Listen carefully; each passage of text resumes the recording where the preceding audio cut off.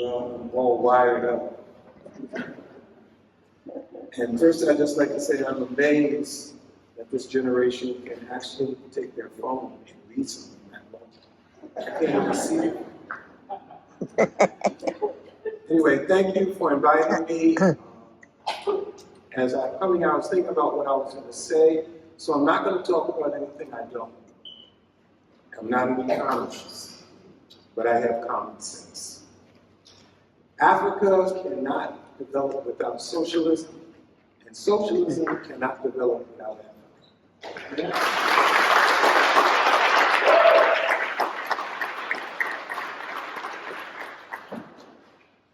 I come from a generation that studied Mao, the Sino-Soviet split, the Gang of Four, Deng Xiaoping.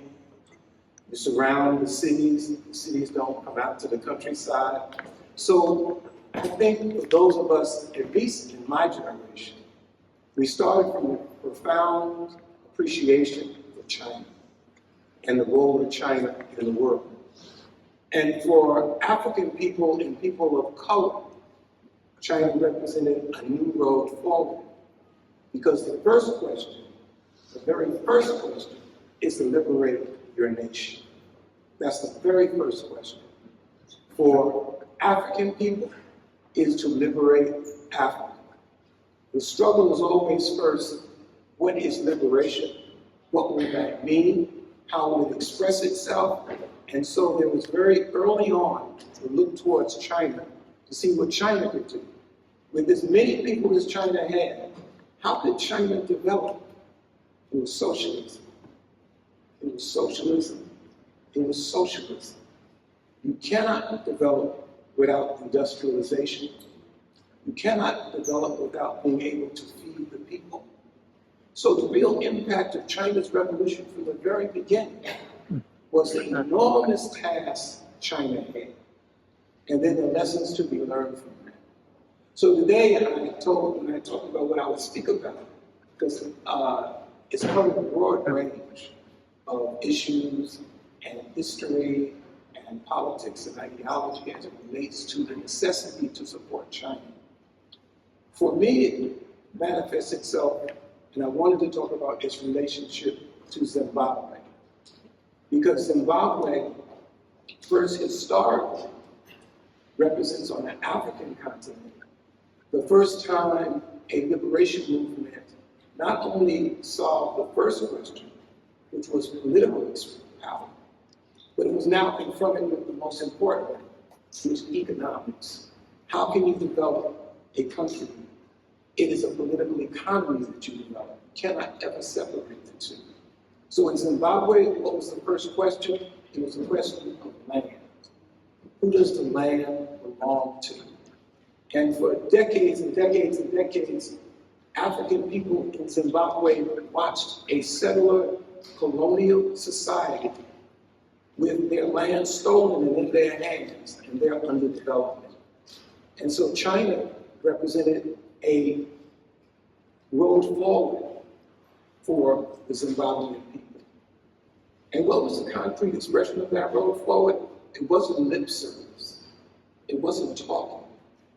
It was giving them the weapons that they needed to fight for their liberation.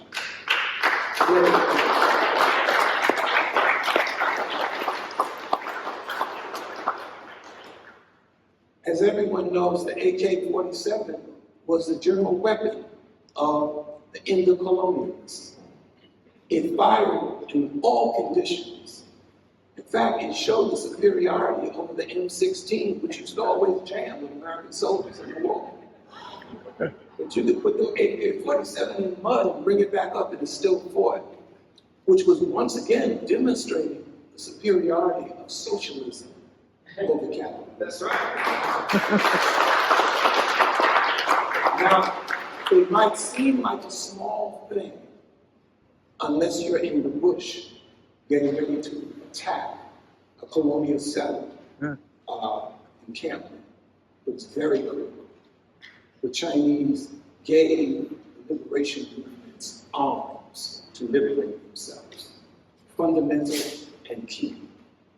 The other thing that happened was, and I think it's important, because I had a chance to, let me just back up a second. My wife just back up a second. I've been to China on a number of occasions. But probably the most beautiful occasion I had was on my way to Pyongyang. And let me tell you about the train ride. I think it was like 23 hours, you know. But one of the things they did, you can't really understand a country that's developing by looking at the city. You have to go to the countryside, where the culture is, where the people are struggling to take science over the elements to produce.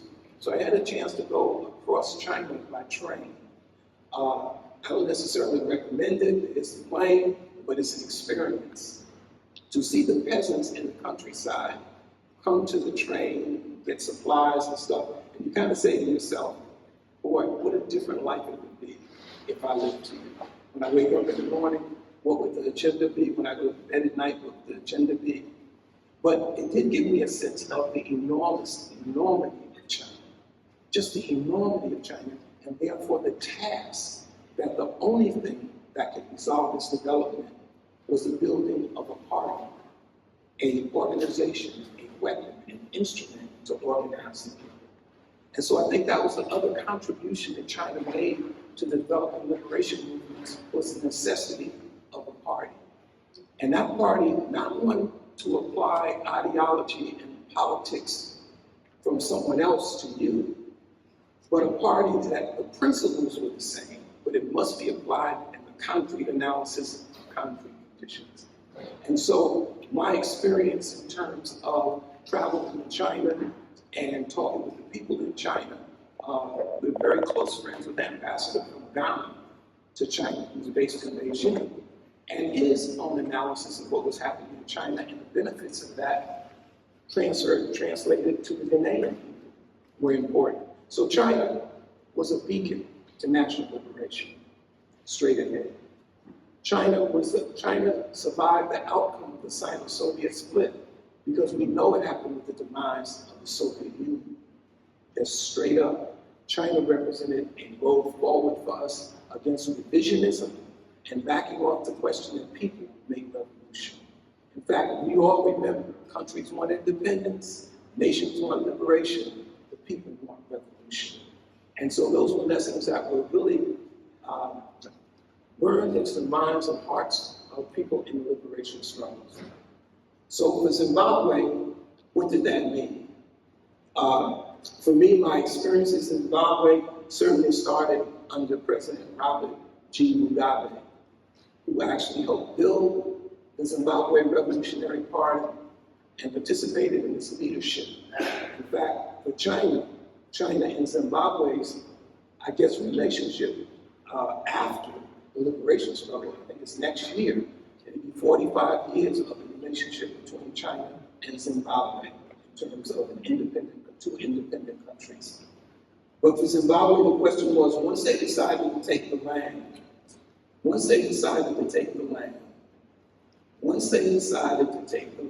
Yes. all the shit changed.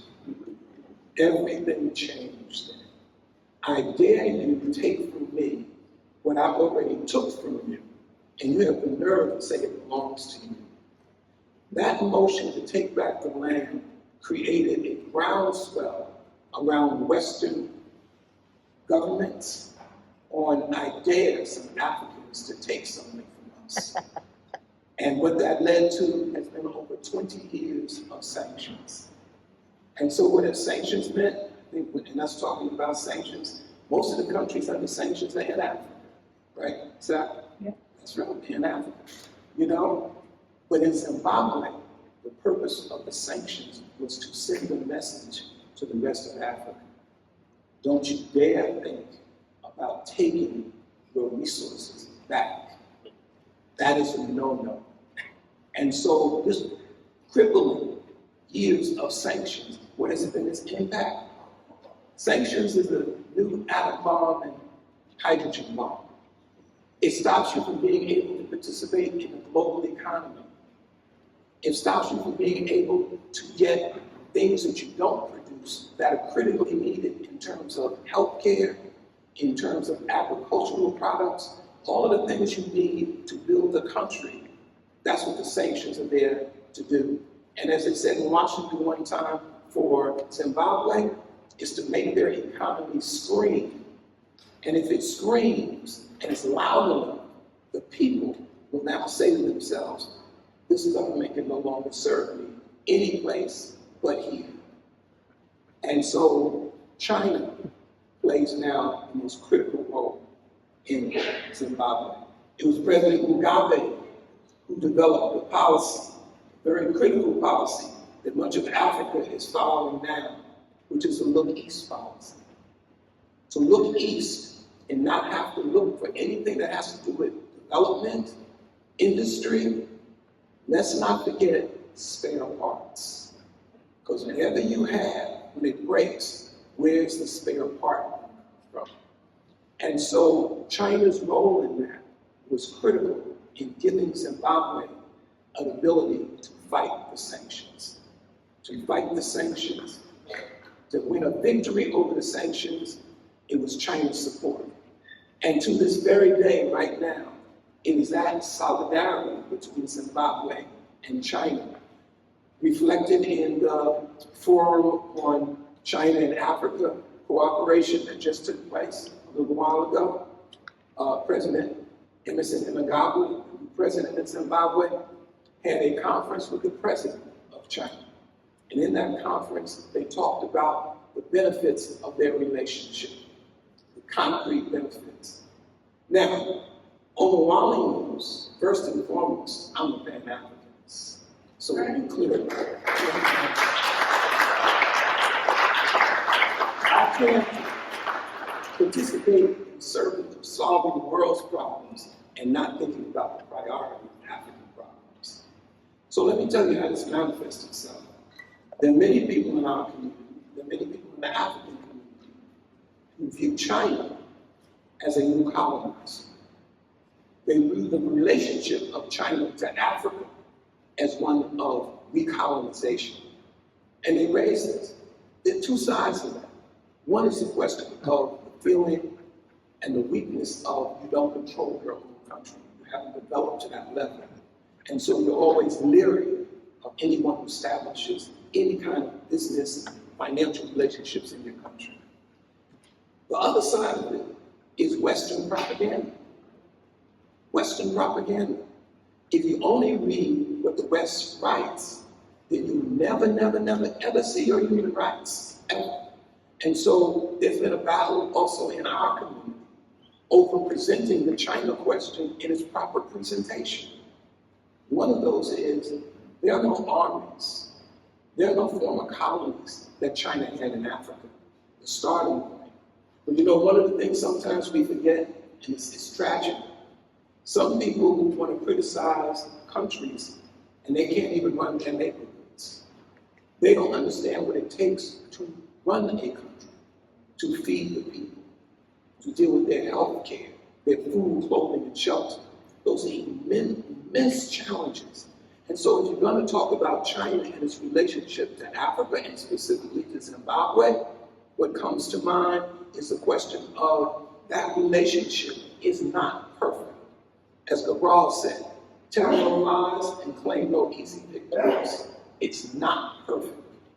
There are places in Africa, none yet that I've observed so much far in Zimbabwe in particular, but where the Chinese businesses have been kicked out.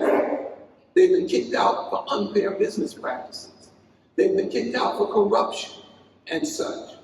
And what happens when that goes down? The Western propaganda machine takes 1 and makes it 10. It takes 20 and makes it 2,000.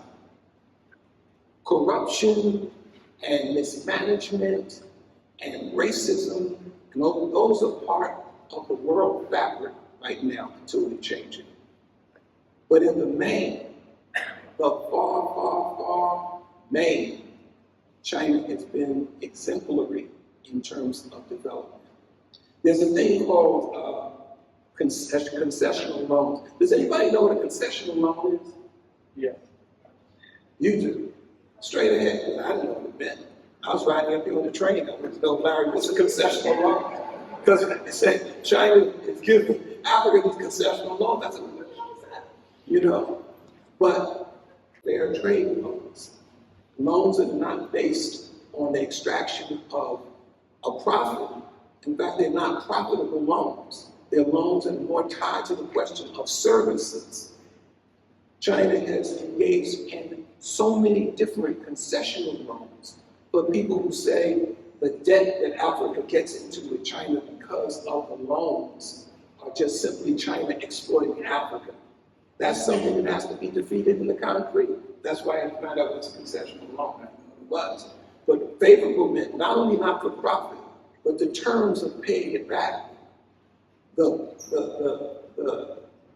I guess one would say, those elements that are reflective of you getting the loan in the first place are minimized so that they can happen. So I've learned that when you want to talk about country-to-country relationships, it's not an abstract question. If you want to know, you have to really go and investigate that. It's not enough to go, yeah, everybody's down. But to actually look, because the efforts that China makes in Africa and the benefits that Africa gets in its contributions to China, because it's not a one-way street. Zimbabwe has one of the largest lithium resources in the world.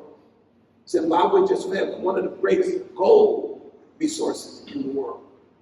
Zimbabwe, one of the main elements is tobacco. You know, although we always used to say that mouths smoke too much. We always said that. But the bottom line is a two-way street. But we should know what the street is, because they will, as things develop, and I think as the comrade who raised earlier spoke, this issue around nuclear war is a serious one. I told Sarah when she had written an article in the newspaper in China when she talked about the ruling class of this country. And I told her that, I said, when she said it, I said, that's so true. They would rather see no world than a world without them. They can't even conceive of the idea of a world without them. And that's extremely dangerous.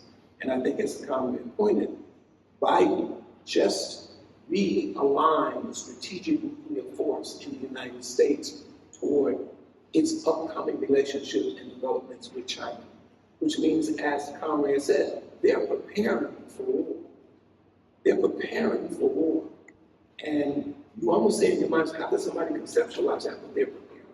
And so I think, as I said, socialism cannot exist without Africa, and Africa cannot exist without socialism. And so for Zimbabwe, tell no lies, claim no easy victories. They're struggling inside Zimbabwe for which way forward. The example of China is a very powerful one. One of the things that got exchanged in this recent forum on China-Africa was the idea of what has China's experiences been in party building. What's its experiences been on the question of party organization and development. Those are lessons you learn over time. And the Zimbabweans are taking up some of those lessons to help streamline how they serve people in their country. In fact, their new party conference is getting ready to take place next month. They actually said, we streamlined it, we learned some lessons from China on how to be more efficient, how to be more organized, and therefore how to be more productive. Those kind of lessons are tremendous lessons in country-to-country relationships in that regard. And so I didn't come to like spew out numbers that I wouldn't know, you wouldn't know whether they're true or not true. I said 29% of Zimbabwe's production went up last year. What would that mean? Should it have been 50? Or should it have been 15? You know what I mean? So I didn't really come in, I really came to just say that in my historical experiments, in terms of the fight to build a party, the fight to build socialism, is that China is a weapon for the world's people against imperialism. And the Chinese people have demonstrated that this large amount of people, you know, and this just as an aside, people say the only country in the world that can survive a nuclear war would be China. So you almost say to yourself, the madness of American and Western imperialism is madness in that sense. But the bottom line is, the Chinese people have demonstrated over the decades that it stands on the side of humanity, it stands on the side of history, and that they will win. And that for me, Omowale Clay, the chair of the December 12th movement now, and many of you who knew our comrade Sister Viola Plummer, who passed this year, she would say to our Chinese comrades that solidarity forever. Solidarity forever. And my last comment would be, as I look on that wall of Malcolm X, I want to say to my comrade who's no longer with us, Oliver Armstrong, that this building would not be here if it wasn't for the organizing of the Black consciousness movement to stop the city from tearing this building down. And we will not rest until there's a plaque up in this building honoring our Armstrong, because it wasn't supposed to be here. This was supposed to be a biogenetic research center. And it was stopped by organizing Oliver's leadership and young Black activists. Stop this building.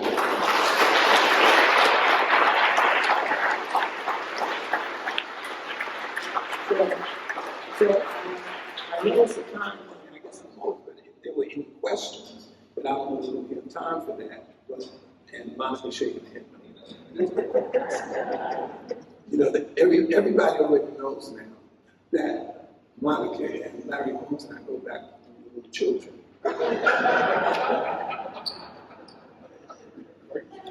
But thank all of you, and thank you for coming out. It's a very important program. Straight in.